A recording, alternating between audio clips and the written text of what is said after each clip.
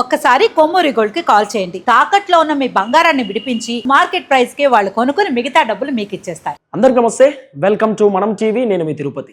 మొత్తానికి అఘోరి జైలుకు పోయి సుమారు 3 వారాలు అవుతున్నది. సో అఘోరిని చూడడానికి వాళ్ళ కుటుంబ సభ్యులు కూడా చెంచల్ కూడా జైలుకు పోయినారు, పోయి చూసినారు. చూసొచ్చిన తర్వాత చాలా మీడియా ఛానల్స్ వాళ్ళతో మాట్లాడించే ప్రయత్నం చేసినారు.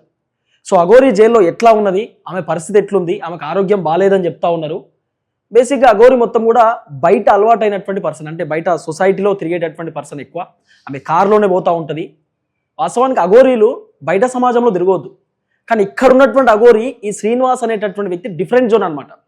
ఈయన ఎక్కువ కారులో తిరగడము, జమ్మూ కాశ్మీర్ పోవడము, లేకపోతే అన్ని రాష్ట్రాలు పర్యటనలు చేయడము, ఈయన ఒక డిఫరెంట్ జోన్లో ఉండేటటువంటి వ్యక్తి.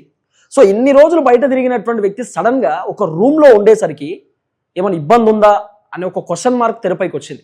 సో వాళ్ళ కుటుంబ సభ్యులు, వాళ్ళ అక్క, వాళ్ళ అన్నయ్య, తర్వాత వాళ్ళ ఫాదరు, వాళ్ళ మదర్ వీళ్ళు చూడడానికి పోయినారు చెంచల్గూడ జైలుకి. దాదాపు గంటన్నర సేపు వాళ్ళు ములాఖత్ అయినారట, మాట్లాడినారట, డిస్కస్ చేసినారు. తర్వాత మహిళా కమిషన్ కూడా అఘోరి దగ్గరికి వెళ్ళినారు. ఆమె బాగోగులు తెలుసుకునేటటువంటి ప్రయత్నం చేసినారు. లోపల ఎట్లా ఉంది సిచ్యువేషన్ అని అడిగితే బాగానే ఉంది అని చెప్పి ఆమె చెప్పిందట. తర్వాత నాకు ఫుడ్ పడట్లేదు అనేటటువంటి అంశాన్ని కూడా అఘోరి మహిళా కమిషన్కి చెప్పింది అనేది కొంత సోషల్ మీడియాలో వినబడుతున్నటువంటి వార్త. అయితే ఆ ఫుడ్ని చేంజ్ చేసేటటువంటి కార్యక్రమం కూడా కోర్టుకు చెప్పొచ్చు. అంటే కోర్టుకు చెప్పిన తర్వాతనే ఏదన్నా చేంజెస్ ఉంటాయి. నార్మల్గా ఎవరికన్నా ఖైదీకి ఫుడ్ చేంజ్ చేయాలన్నా, ఖైదీకి ఏమన్నా సౌకర్యాలు ఇవ్వాలన్నా కూడా కోర్టు నుండి డైరెక్షన్స్ రావాల్సినటువంటి అవసరం ఉంటుంది. సో అఘోరికి ఫుడ్ పడట్లేదు అనేటటువంటి అంశం పైన సో కోర్టు డైరెక్షన్స్ రావాల్సిన అవసరం ఉంది. కోర్టులో ఆల్రెడీ అఘోరికి సంబంధించినటువంటి లాయర్ ఆ కోర్టులో పిటిషన్ కూడా దాఖలు చేసినట్టు ఫుడ్ పడట్లేదు, సో బయట ఫుడ్ కొంత రిఫర్ చేయాల్సినటువంటి అవసరం ఉంటుంది, జైల్లో ఫుడ్ సరిగ్గా ఆమెకు ఉండట్లేదు అనేటటువంటి అంశంతో సో జడ్జి గారికి చెప్పిరట. ఇప్పుడు కోర్టు కూడా కొంత హాలిడే ఉన్నటువంటి నేపథ్యంలో కొంత డిలే అయింది అనేది కూడా ప్రధానంగా వినబడుతున్నటువంటి అంశం. సో ఏది ఏమైనా అఘోరి అప్డేట్ వాళ్ళ కుటుంబ సభ్యులు పెద్ద ఎత్తున సోషల్ మీడియాకు చెప్పేటటువంటి ప్రయత్నం చేయలే. వాళ్ళు ఏం చెప్తారు, మేము ఎందుకు చెప్పాలా, మా పర్సనల్ వ్యవహారాలు మేము ఎందుకు చెప్పాలా, మేము పోయి కలిసి వచ్చినాం, మాట్లాడవచ్చినాం, ఏమి ఇబ్బంది ఉంది అని చెప్పి మాట్లాడే ప్రయత్నం చేస్తున్నారు. కొన్ని మీడియా ఛానల్స్ అఘోరి వాళ్ళ కుటుంబ సభ్యుల దగ్గరికి మైక్ తీసుకొని పోతే ఒక వాళ్ళ సిస్టర్ అనుకుంటా మైక్ తీసుకొని కింద కొట్టేటటువంటి ప్రయత్నం చేసిన ఒక మీడియా ఛానల్, పేరు అవసరం లేదు కానీ ఒక మీడియా ఛానల్ని, వాళ్ళ అక్క అయితే డైరెక్ట్ మొహం కప్పేసుకొని పోతున్నటువంటి పరిస్థితి. అంటే క్లారిటీ ఉంది వీళ్ళకు, ఎస్ మా తమ్ముడో మా చెల్లెనో సంథింగ్ తప్పు చేసింది కాబట్టి ఇప్పుడు జైల్లో ఉంది అనేటటువంటి క్లారిటీ కుటుంబ సభ్యులకు కూడా ఉన్నది. కుటుంబ సభ్యుల క్లారిటీలో ఉన్నారు.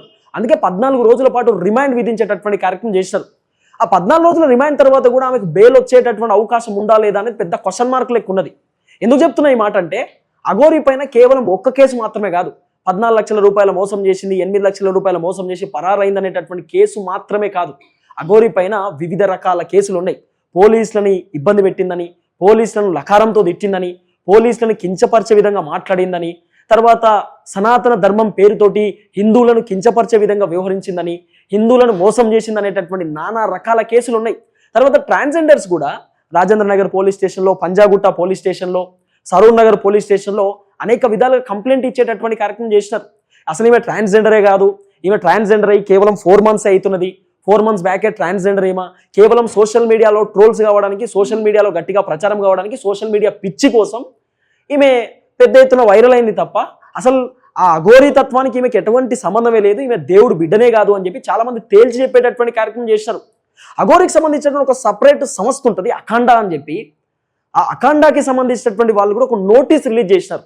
అసలు ఈమె అఘోరియే కాదు, ఈమెకు మాకు సంబంధమే లేదు, అఘోరీలు ఎక్కువ టెంపుల్స్ చుట్టుపక్కల ఉన్నటువంటి అడవిలో ధ్యానంలో ఉంటారు, ఎక్కువ దేవుణ్ణి స్మరిస్తూ ఉంటారు.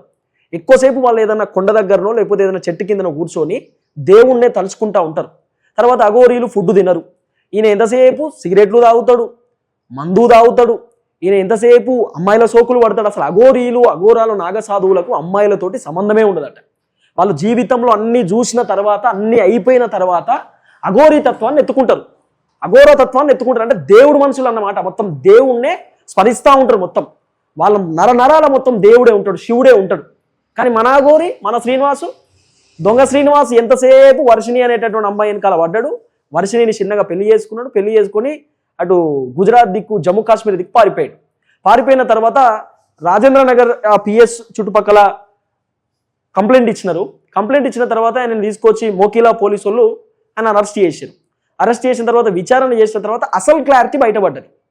ఈడు నిజంగానే 14 లక్షల రూపాయలు ఒక మహిళ దగ్గర తీసుకొని మోసం చేసిండు. ఇదొక అంశం. చాలామంది సినిమా డైరెక్టర్లు, ప్రొడ్యూసర్లు, సినిమా ఇండస్ట్రీకి సంబంధించినటువంటి వాళ్ళ దగ్గర చాలా డబ్బులు వసూలు చేసిండట. ఇప్పుడు బేసిక్గా ఈ అఘోరిని చాలామంది నమ్ముతారు. అఘోరా అట బయట నుండి వచ్చేటటువంటి వ్యక్తులు వీళ్ళు పూజలు పురస్కారం చేస్తే మంచిగా ఉంటుంది, మనం ఎక్కువ ఎదగడానికి ఛాన్స్ ఉంటుంది, డబ్బులు ఎక్కువ వస్తాయని చెప్పి వీళ్ళతోని పూజలు చేయించుకుంటారు. చాలా సినిమా డైరెక్టర్లు, ప్రొడ్యూసర్లు వీళ్ళకి పైసలు ఇస్తే కూడా మంచిగా ఉంటుంది, అంటే వీళ్ళకి ఏమన్నా పలహారాలు లేకపోతే వీళ్ళకి ఏమైనా గిఫ్ట్ ఇస్తే బాగానే ఉంటుంది, మనకు మంచి అవకాశాలు వస్తాయి అనేటటువంటి ఆలోచనతోటి ఈ దొంగ శ్రీనివాస్ తోటి చాలామంది పూజలు చేయించుకొని ఆయనకు కార్లు, విల్లాలు కూడా గిఫ్ట్ ఇచ్చారు అనేది ఒక పెద్ద క్వశ్చన్ మార్క్, ఒక చర్చ అయితే వినబడుతున్నది. ఎందుకంటే ఆ అమ్మాయిని తీసుకొని ఈయన పరారుగానికి రెడీ అయిపోయిండు. ఈడ అసలు నేను తెలంగాణకే రాను, నేను తెలుగు రాష్ట్రాల్లో అడుగు పెట్టానని చెప్పినటువంటి వ్యక్తిని గొర్ర గుంజుకొచ్చారు పోలీసులు. తీసుకొచ్చి ఇప్పుడు చెంచల్గూడలో పెట్టేటటువంటి ప్రయత్నం చేసినారు. పాపం ఇప్పుడు అఘోరి చాలా ఇబ్బంది పడుతుంది, లోపల ఫుడ్ పడతలేదు, గ్యాస్ ప్రాబ్లం అట. ఆయన బాధలు ఆయన ఉంటే, ఆ శ్రీనివాస్ గారి బాధలు శ్రీనివాస్ ఉంటే ఇప్పుడు చెల్లె వర్షినికి పెళ్లి చేయడానికి రెడీ అయ్యారు. చెల్లె వర్షినికి రెండో పెళ్లి చేస్తూ ఉన్నారు. వాళ్ళ కుటుంబ సభ్యులలోనే వాళ్ళ మేనోళ్ళు అంటారు కదా, మేనోళ్ళు అని చెప్పి వాళ్ళ చుట్టపోళ్ళే ఉంటారు కదా, ఇప్పుడు వాళ్ళతో పెళ్లి సంబంధం కూడా ఆల్రెడీ చూసిరట వర్షినికి సంబంధించిన కుటుంబ సభ్యులు. వాళ్ళ అమ్మను ఒక ఆమె క్వశ్చన్ అడిగింది, మీరు రెండో పెళ్లి చేస్తున్నట్ట కదా అని చెప్పి ఒక మీడియా పర్సన్ క్వశ్చన్ అడిగితే, మా పర్సనల్ విషయాలు మీకు ఎందుకు చెప్పాలి అంటున్నామా, మా పర్సనల్ విషయాలు మీకు ఎందుకు చెప్పాలి, పర్సనల్ విషయాలు ఎందుకు చెప్పాలన్నప్పుడు అసలు పబ్లిక్లోకి రావద్దు, పబ్లిక్లో రావద్దు, స్టూడియోలలో రావద్దు, ఇంటర్వ్యూలు ఇవ్వద్దు, ప్రెస్ మీట్లు పెట్టొద్దు, మాట్లాడొద్దు, అసలు పబ్లిక్ జీవితాలలో అడుగే పెట్టొద్దు మీరు. సో అన్నిటికీ ఆన్సర్ ఇవ్వాల్సిన బాధ్యత అమ్మాయికి ఉన్నది. కానీ ఆ అమ్మాయిని కొంతమంది ఏమో గోప్యంగా వేరే దగ్గర దాచిపెట్టిరని, ఆమె చేంజ్ కావడానికి వేరే ఏదో సెంటర్లో పెట్టినారని, లేకపోతే మా కుటుంబ సభ్యుల దగ్గరనే ఉన్నదని చెప్పి వివిధ రకాల క్వశ్చన్ మార్కులు తెరపైకి వస్తున్నాయి. ఎందుకు ఈ అఘోరి టాపిక్ ప్రధానంగా మాట్లాడుతున్నామంటే, ఒక అమ్మాయి జీవితానికి సంబంధించినటువంటి అంశం, ఇంకొకటి సనాతన ధర్మానికి సంబంధించినటువంటి అంశం. ఈయన ఎంతసేపు నేను సనాతన ధర్మాన్ని కాపాడుతాను, హిందుత్వాన్ని కాపాడుతానని చెప్పినటువంటి వ్యక్తి హిందువులను మోసం చేసిండు, హిందువులను కించపరిచిండు, సనాతన ధర్మాన్ని మోసం చేసిండు. చాలా మంది బేసిక్గా మన హిందువులందరూ చిన్న చిన్న విషయాలకు కనెక్ట్ అయిపోతాం, నమ్ముతూ ఉంటాం. అఘోరి వచ్చిందట, ఆయన కాలు మోక్తే మంచిదట, చేతులు మోక్తే మంచిదట, ఆశీర్వదిస్తే మంచిదట అని చెప్పి చాలా మంది నమ్మినాం. సీన్ కట్ చేస్తే రియాలిటీ బయటపడేసరికి చాలా మంది హిందువులకు క్లారిటీ వచ్చింది. దొంగ అఘోరి ఇలాంటి వాళ్ళని నమ్మొద్దు, ఇలాంటి వాళ్ళు మనల్ని మోసం చేస్తారనేటటువంటి ఒక క్లారిటీ వచ్చింది. సో ఇప్పుడు వర్షినికి రెండో పెళ్లి, వాళ్ళ కుటుంబ సభ్యులు ఆల్రెడీ సంబంధం కూడా చూసిరనే ఒక చర్చ నడుస్తూ ఉన్నది. వాళ్ళ మేనోళ్ళనే, అంటే మేనోళ్ళు అంటే వాళ్ళ కుటుంబ సభ్యులలో ఉన్నటువంటి వాళ్ళనే రెండో పెళ్లి చేపియడానికి రెడీగా ఉన్నారట. ఇప్పుడు సాధారణంగా అఘోరిని పెళ్లి చేసుకొని నేను జీవనం కొనసాగిస్తా అని చెప్పేటటువంటి అమ్మాయికి రెండో పెళ్లి సాధారణమైనటువంటి వ్యక్తులు చేసుకోవడం అనేది కొంత కష్టమైనటువంటి అంశమే.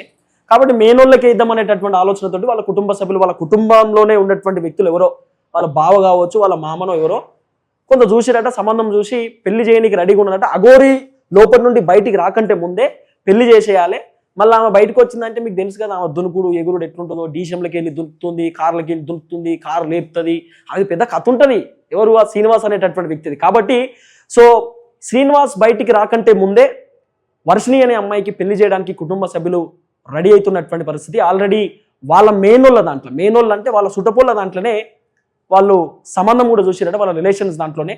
సో త్వరలో పెళ్లి కాబోతుంది అనేది ప్రధానంగా వినబడుతున్నటువంటి అంశం. కానీ గోప్యంగా ఉంచేటటువంటి ప్రయత్నం చేస్తూ ఉన్నారు. ఎక్కడ కూడా బయటికి రానియకుండా వర్షిణి కుటుంబ సభ్యులు జాగ్రత్త తీసుకునేటటువంటి ప్రయత్నం చేస్తారు. ఈసారైనా సోషల్ మీడియాలో ఈ రచ్చ ఎక్కొద్దు అనేటటువంటి ఆలోచనలో ఉన్నట్టుగా కూడా కొంత వినబడుతున్నటువంటి అంశం. చూద్దాం ఏం జరగబోతుంది.